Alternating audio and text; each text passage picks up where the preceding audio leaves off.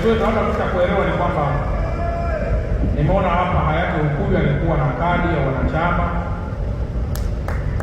na mimi ndio nilikuwa pale kwenye msiba wake, na atashangaa sana kule mbinguni kama mimi ambaye nilikuwa kwenye msiba wake sina kadi ya wanachama.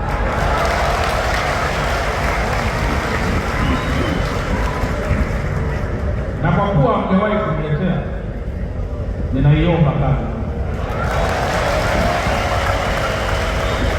Kwa hiyo pamoja na kwamba leo nimekuja kama mgeni rasmi, lakini pia nimekuja kujiunga rasmi na klabu ya Yanga.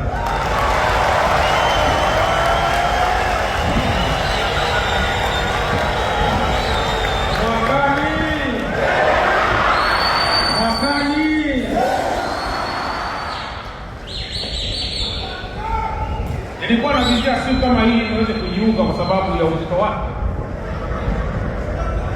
ili nijiunge kwa madaha kidogo.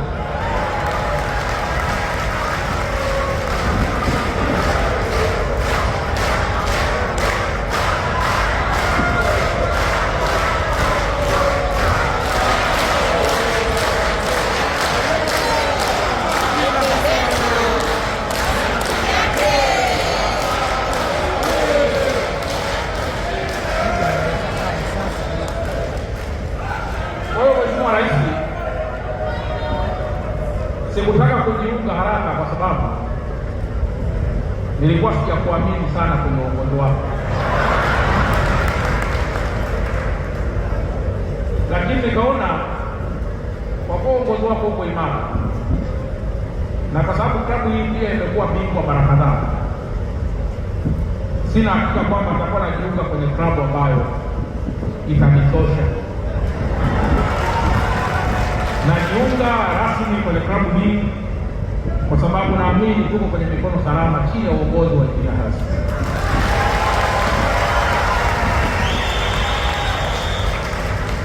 Lakini kama mzee Mkuchika ni mmoja wa wadhamini, wajumbe wa wadhamini, na mzee Mkuchika ni very senior kwenye serikali, kwenye chama, na hata juzi kwenye ubunge aliamua tu mwenyewe kusema sasa inatosha. Sasa kwa nini leo mimi kama mkuu wa mkoa basi nisiwe hata ndio sio hata role model tu basi kwenye hili? Sasa wewe kwa role model kwenye uongozi kwa serikali bila mambo mengine anayohusu vijana.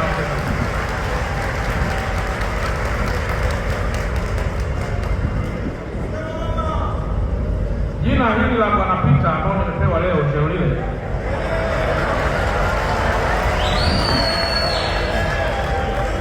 nalo linaongeza kasi ya mimi kujiunga na Yanga.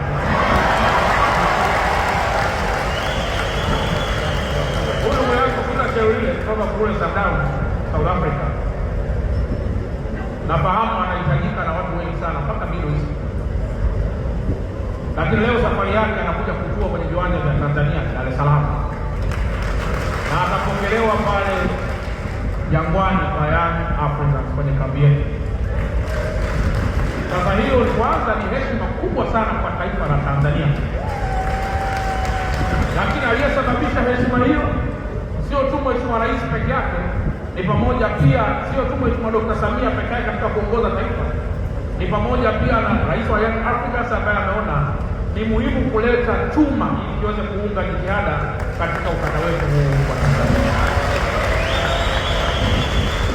Jambo la mwisho, ndugu zangu wa Young Africans, wakati Mheshimiwa Rais anaendelea kuongoza taifa letu, niendelee kuomba sana kuendelea kuwa wadau wakubwa wa amani hapa nchini. Taifa letu litakapochafuka, mbwembwe zetu zote na investment kubwa ambayo inafanya haiwezi kuwa na maana. Tuendelee kuwa mashabiki na wapenzi wakubwa wa klabu zetu na tasnia ya michezo nchini, lakini huku ukiomba sana amani na wewe kuwa wadau wa amani ambayo ndio chachu ya maendeleo katika taifa letu. Tuendelee kuwa mabalozi wazuri kwa kila ambacho taifa letu limepewa heshima mwakani, kuwa wenyeji na waandaji wa kuwa mashindano ya Afrika.